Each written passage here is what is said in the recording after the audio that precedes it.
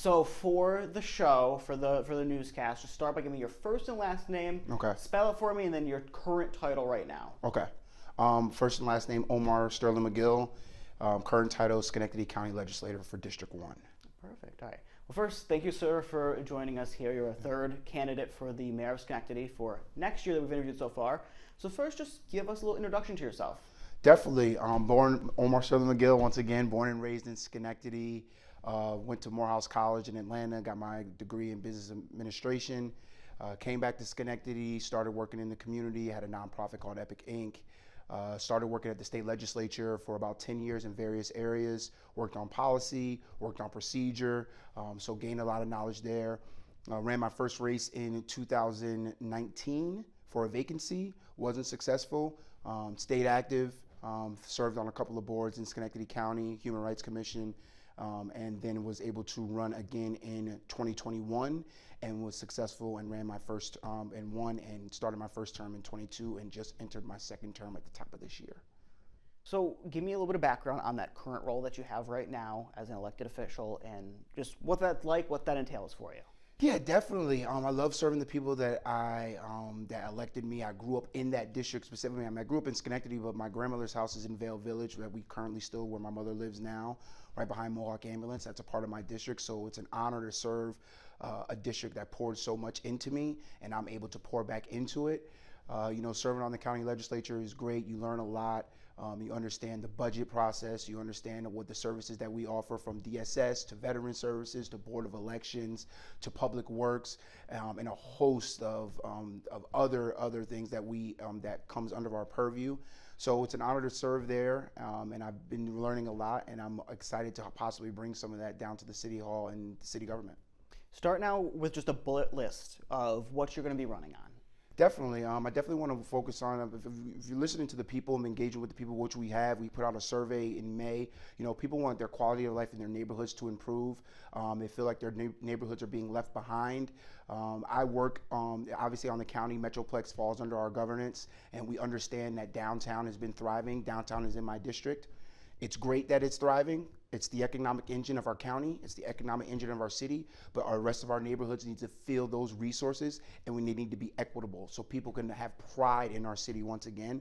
I think the pride is not totally lost, but we definitely can have more, and that starts with walking outside your front door and seeing your sidewalks being able to be walkable, seeing your streets being able to be drivable and not having to worry about hitting a pothole. And it's not just potholes sometimes, it's paving as well. So quality of life in neighborhoods. Also, affordable housing, and in a couple different facets. Affordable housing, not just having houses that are affordable, but also giving more home ownership. I think that we do have a lot of apartments that are being built, a lot of projects that are good. We want more affordable housing, but we also want to dive in and have some more home ownership, diverse home ownership, so people can stay here, start their lives here, raise their families here, and ultimately pour back into our economy. And then finally, a city hall that responds and listens to the people, that is transparent with the people. A city hall that's collaborative. A city hall that the mayor and the city council are working together to elevate the city.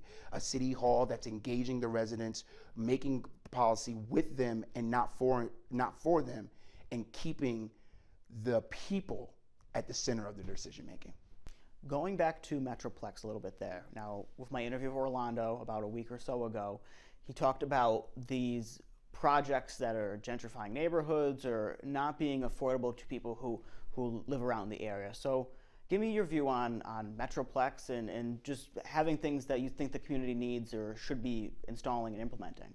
Yeah, Metroplex was started in around the late 1990s. It was focused on helping Schenectady consolidate about 30 organizations that were all trying to say, my idea is better, I can make downtown better.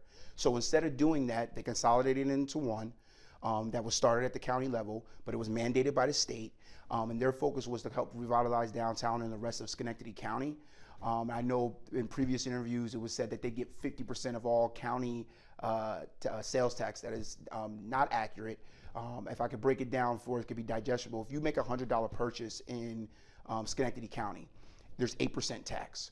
4% of that tax will go to New York State. 4% of that tax will go to Schenectady County. So say out of $100, that's $8 in taxes. Out of that $4 that will go to Schenectady County, Metroplex gets 35 cents of that. It's a 0.5%. That's it. So, they get 35 cents that goes to the fund and they're able to do that. So it's not 50%. You don't want people to think, because that'd be a ton of money. So they get about 35 cents out of that $4 of county tax that we would get on a $100 purchase in Schenectady County. So Metroplex, they do as much as they possibly can. It's not always, they have different things that they do. Sometimes they focus on housing. Sometimes they focus on recreation, like sports and recreation and tourism. So they have a diverse things that they do. Do I think that we could be more transparent? Totally. There's always room for improvement on being more transparent about projects. But to look at Schenectady from the early 2000s to what it is now, you have to see the difference. And Metroplex is one of the driving forces behind that revitalization. And for people who don't know, even myself here, right? So tell me about how much control or collaboration the mayor's office does have with something like Metroplex, how that works, that relationship there, and if you were elected, give that to me. Right, yeah, so that relationship obviously has to work hand in hand, specifically when they do projects in the city of Schenectady. They work together and they collaborate on how, what's the best way to get this done and how can we get this across the finish line. So in my role as mayor, I would continue to do that, but I would more so engage our residents as well, specifically the neighborhoods that these projects are going in. Let's continue to have a town hall to see, how we can compromise. If the project's going to come and, people want it's going to be there, well, let's compromise. Let's see if we can have a community benefit agreement for that particular neighborhood. Let's see if that company that's coming in can put money into our infrastructure, put money into our education programs. Those are the things that we should be trying to do if people want to develop here, because we should still be open for business. Don't get me wrong. We need people to come here and develop. But it's making sure we're doing it in an ethical way and where the residents are benefiting. We can't just forget about the residents because we want something new, a shiny new project. The residents have to be at the forefront of what we're doing.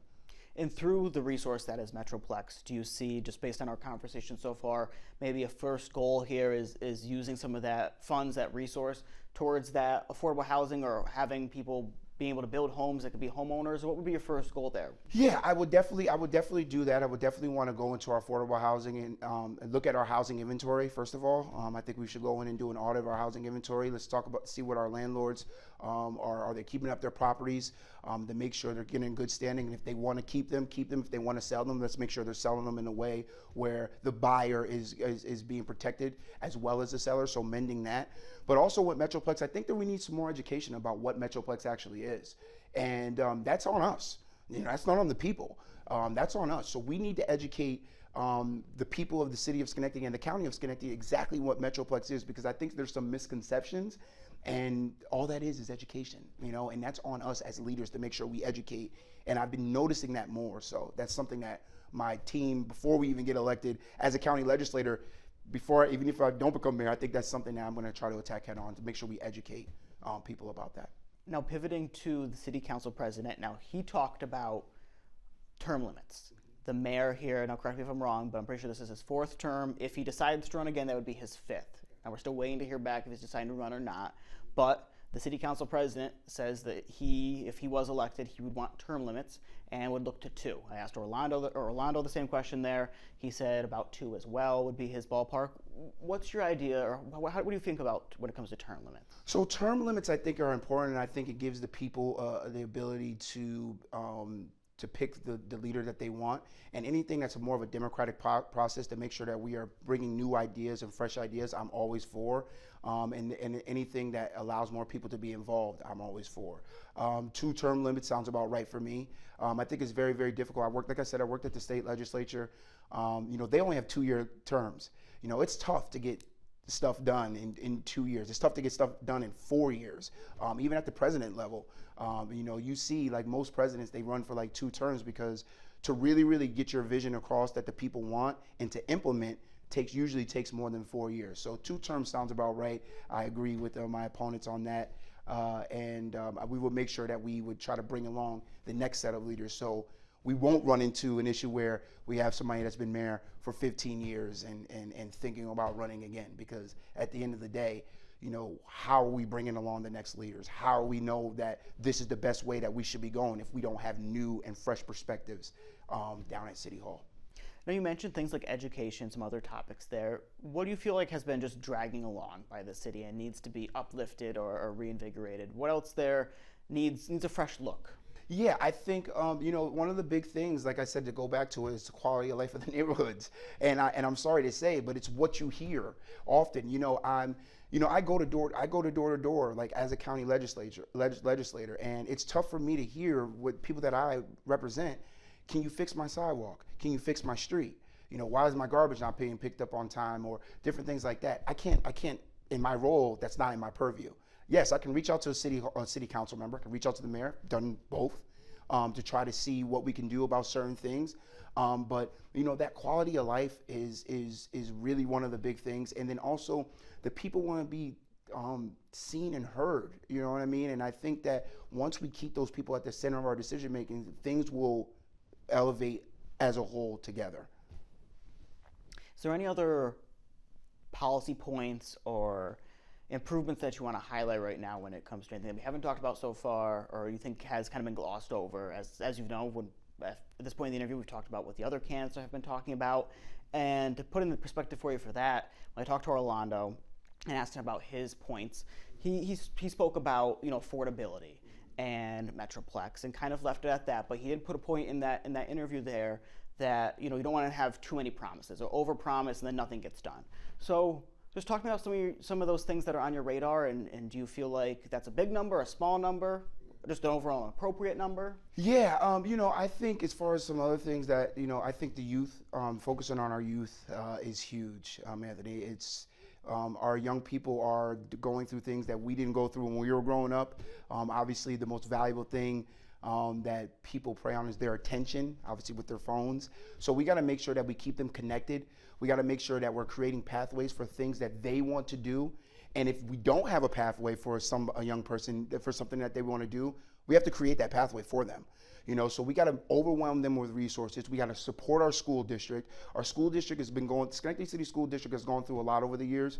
The ball is turning though. The momentum is there. So it's up to us as city government to support where appropriate in ways that we can, whether that's supporting organizations, 501c3 organizations that help uplift our young people and making sure that they have the resources and the funding to be able to do the things that they're doing. And it shouldn't be an issue where they're calling, looking for grants, and we're like, oh, we don't know if we can help you. No, that's our role. We need to make sure we help them. Specifically for our 13 to 18-year-olds, our teens, we need to find different pathways and think outside the box to relate to them and help understand them. Because one, they're our future. Two, if they're our future, they're our present, because we got to help them get ready for the future. And three, we got to make sure we pour into them and make sure we understand, listen, we want to do this with you. And that goes really not just for 13 and 18, but even 18 to 30, our young adults too. We got to get them engaged as well. That's super, super important. I mean, I know when you get to 18 and 13, you're focusing on your career, trying to find yourself, what you're doing, you may be in college, but still, we make sure we keep them in the process and engage them in anything that we're trying to do. Mm-hmm. With these points that you've brought up, can you rank for me what you see as a top priority, middle priority, or maybe just a timeline of when you would like to start going about some of these things and what people could expect? Yeah, so if I was elected and people were gracious enough to elect me as their mayor, I would definitely start with quality of life, start with affordability as far as our housing and home ownership. And then I would also, those two not ranked in any order, and then making sure I have a great relationship between the city council and the mayor. That is one of the most important things. That relationship needs to be functioning well and working together. And I think right now that is not happening. And the people that are in city government, not just the mayor, city council members as well, they're at fault for that. You're not working together and you're not being collaborative. On the county level, we might not always agree on everything, but we do make sure that we put the people at the center of our decision making. We keep decorum and we respect each other, and that above else will help us serve the people of Schenectady the best. So we want to make sure we foster that relationship. So those three are like the things that I would definitely focus on to start. But there's more. So I mean, I'm a big advocate for public safety, helping our police officers with resources. That's one of the reasons why I'm running. If you don't mind, I was unfortunate with the young girl Samantha Humphrey when she passed away and was murdered down by the river. That was right down the hill from my house, and a constituent called me, and they called me and was just like, what are we going to do about this? Like, this is not, we can't have things like this in our parks, in our community. What can we do? And again, as a county legislator, that's on the city. The police, they try to do the best they can. It wasn't a good enough answer. It wasn't a good enough answer for that constituent. They said, no, we need to talk about this. I was on the phone with this constituent for about an hour. And out of that conversation, they came to me and said, what about we doing a blue light system? The blue light system in our parks, which they have them on college campuses. You put a blue light system, you push an emergency, it puts you right in touch with the police. They have a camera on you right at that moment. So I took that idea, went to the police chief, got all the backing from city council, got all the backing from my county legislators, colleagues, got $350,000 from the county to put these in Schenectady parks as a pilot program. We got right to the finish line, and because City Hall dysfunction, we didn't get it across the finish line. And at that moment, I realized, like, even though I represent the city of Schenectady on the county legislature, for me to be able to represent the way that I wanted to represent when going into being a leader in Schenectady, City Hall is the place that I need to be. And I think as the mayor, I will be able to do that and make sure if something like that, where a public safety issue is so prevalent, and something like this, it may not have saved her, but it may have been a deterrent of ill activity. And when I've had all those people that were willing to do it, and then when we get to the finish line, because of politics, it wasn't able to come through. That's tough to hear. And having to go back to that constituent to say, I tried. They don't want to hear that. They don't want to hear backdoor politics. They want to hear, why didn't you get it done? And I can't. I'm tired of not being able to say I wasn't able to get it done. Elaborate on that relationship with me a little bit more. When it comes to City Hall, legislature, it seems like it's kind of maybe rocky. Put that in perspective for me. Well, I think with City Hall and the county legislature, I don't think we're rocky. I think we work together when we can. I think the City Hall and the mayor, they have issues. I mean, I know our mayor has called them less than optimal. I would never come out and say that. You don't say that about colleagues that you're working with. I would also never block an appointment from an NAACP who has the right to appoint somebody to the police review board. Those are things that I would be focusing on. That's not helping us move forward. That relationship between, again, it's a checks and balance system, right? So we want to make sure that it's a working relationship. Again, Anthony, we're not going to agree on everything. That's not good politics. If we agree on everything, then are we really thinking? If I have a bunch of yes men around me, are we really thinking? Are we really making the best and putting our best perspective forward? Most likely not, right? So we want to make sure that we cultivate that relationship and make sure we have a collaborative relationship to understand we're doing this together. It's not about whose name is on it. I don't care if it's an idea that's born out of city council, let's do it. If it's an idea that's born from a constituent and people love it, let's do it. You know what I mean? So I think that is the most important. And what I think, me coming from the legislature, I think there will be, if you want to talk about the actual relationship between the county ledge and the city hall, I think there will be more collaboration because I'm coming from a place that already helped kind of raise me in politics or in leadership, excuse me. So I'll still have those connections there, so we'll be able to work together more. And I think that will be more of I think that will be a seamless transition. City hall, county legislature, if I was to become mayor, I think it would be a seamless transition. Thank you. That was a little more clear for me. Sorry about that. So it's the city council and the mayor's office that has little. Yes, the mayor sued city council. Because of an appointment they made for a colleague of mine, Justin Chairs. If we're suing about an appointment that they're in their right to make, what are we really doing? Are we really getting the work done? It's not funny, but it's just baffling to talk about. I understand. Sometimes all you can do is laugh. Yeah, right? That's how we cope. Yeah.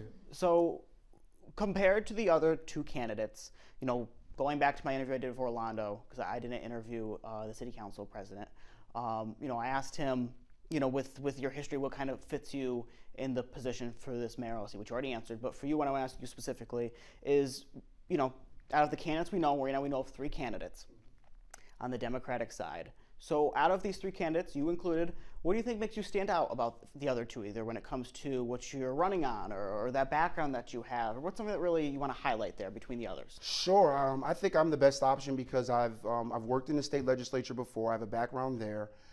So I know how to put policy forth. I know what it takes for local laws to be put forward. I know that process. I've worked on policy as far as getting Uber to the rest of the state out of New York City. I worked on that for 3 years. I've worked on the procedure side at the state level as well. I know how that system works, right? And it's not the same as the local level, but it translates. And also the relationships that I've built at the state legislature, you need those. You need those working relationships to be able to get funding and get dollars from the state and federal level. So I think I've built those relationships, and I've been able to do that on more of a higher level than some of my opponents. Also, before I had titles, like I said, I've been doing a lot of work in Schenectady. I had a nonprofit that we called Epic Inc. We did enrichment programs back in 2015, 16, 17. We did back to school giveaways where we've had community days at Jerry Burrell where we've given over 1,000 book bags away. We've had early readers programs there. We had health resources there. We gave free food, ice cream for young women who are looking for professional attire to go get employment. We had clothes there for them. I mean, we did that for a few years. I was integral in putting that back together, the NAACP branch in Schenectady in 2018 before I decided to run. So I've been doing the work. You know what I mean? I've helped facilitate over $40,000 to youth organizations and other organizations, whether it be Belmont Pop Warner, which I played and was a part of, whether it be other organizations like Community Fathers, who work with fathers to make sure they are giving them the resources and giving them help in areas and where they need. So what I think stands out with me is like I've been doing this work for a long time, and I think that kind of gets misconstrued in what's going on. But I've been here, so I'm not new to this work. I've been here and I've been true to this work, and I'm ready to bring that energy and that compassion into City Hall as your next mayor for the city of Schenectady. I just keep going back to the Orlando interview because that's the one I did, so forgive me for that. But you brought up the Uber. So in our interview with Orlando last time, he brought up taking the gig economy, as he called it, and bringing it back to a local standpoint, so that money that maybe Uber or these other companies are taking stays more locally, or their drivers get paid better, whatever the case may be. But he talked about keeping the gig economy local. You said that you helped bring Uber into the city of Schenectady. So just talk to me about your view on that, how that helps, how that works. Yeah, so what happened was, obviously people know Uber's history started in New York City. It's far from New York State. It started in New York City, and we were trying to fit a model that fit for the rest of the state. Obviously, every New York City is its own beast. So we have to make sure that when we bring these type of things to different areas, we have to make sure it fits for them. So we had to do a lot of research on how that was able to happen. We had to work with taxis and other livery companies who were already here, because obviously they didn't want that to be taken away from them. But we need we need options like that, especially when it comes to dealing with organizations who are Mothers Against Drunk Driving. I had to work with them often because they wanted to have these different options for people to create more safety for drivers on the road. So are there some issues that we have that we can look at? Yeah, that has to be looked at on the state level. We won't be able to look at that on a local level. Now we can advocate for it. We can advocate for it on the state level, but to actually be able to change something and say, oh, Uber's only going to do this in Schenectady, it's very difficult to do. So that would be something that I would be interested to see, what his ideas or thoughts on are on that. But I think that having those options for more safety and more drivability for people to ride share, I think is important, as long as it's doing it in an ethical way and that's not hurting our people or hurting the drivers. Because people that drive for Uber, they have to deal with people that are riding in their vehicles as well, just as people that are riding in those vehicles have to be able to trust those drivers and those livery companies as well. So, at this point, I might formulate something else, but you never know. But it's open mic for you. So anything you want to add that you think I missed or is important, or you just want to share? Yeah, I just think that I'm excited for this. I'm excited about the crowd, the field of the people that are in the race. I think it shows that people have courage to come off the sideline to really, really get involved and want to see a change for Schenectady. I welcome a competitive race, but I just think it's important that We make sure that we put our best foot forward and our best candidate forward. I think everybody that is in the race knows it's time for a change at City Hall. I think Schenectady's ready for a change at City Hall. And I think that, somebody that's been in office for that long, I think, we kind of got to look at the mirror and say, like, is this something that's going to really move us forward, or it's going to continue to hold us back? And one of the most important things that I want to make sure that people know, one of the most important assets that we have in the city of Schenectady is the people of Schenectady. And that's what we have to do to make sure we keep them at the forefront of our decision making and in all that we do. I know it's hard to stick to one word to describe what you're running on and what you'd like to go through with here. But for example, going back to that interview, Orlando, I had described him as running on affordability. So if I were to use one word or kind of a phrase there, what would you prefer when it comes to what you're running? Well, it would be Omar McGill for the mayor of Schenectady, putting the people first, building a stronger Schenectady. We want to make sure we put the people first. This campaign is not just about changing who's in the office for mayor. This campaign is about changing City Hall and making sure it's responsive to our taxpayers, making sure it's responsive to the people that are coming in, that are trying to, the entrepreneur who wants to start a business and is coming in to try to figure out how to do that in the city of Schenectady. The landlord who's the new landlord who's owning houses wants to make sure their properties are up to code. Making sure we're responsive and helping our individuals and helping the people of Schenectady elevate, because you're only as strong as your weakest link. So we got to make sure that we are empowering our people, and we got to make sure we are empowering people that work for the city of Schenectady as well. The workforce matters. They got to feel empowered to be able to do their job. So, and then your current term with the legislature, I think you've maybe put this out there, but going forward with the race, obviously winning, you would be the mayor. If not, are you not running for where you currently are right now, or how would that go? I'm fortunate enough that my term is not up until 28. So if I run and wasn't successful, I would still be a county legislator and I would still continue serving. I would run again for county legislator. I'm not just doing this, I'm not going to say if I don't move up, I'm going to move on. I'm in this for the people of Schenectady. When I started to run, I said I'm going to be here to serve you as much as I possibly can.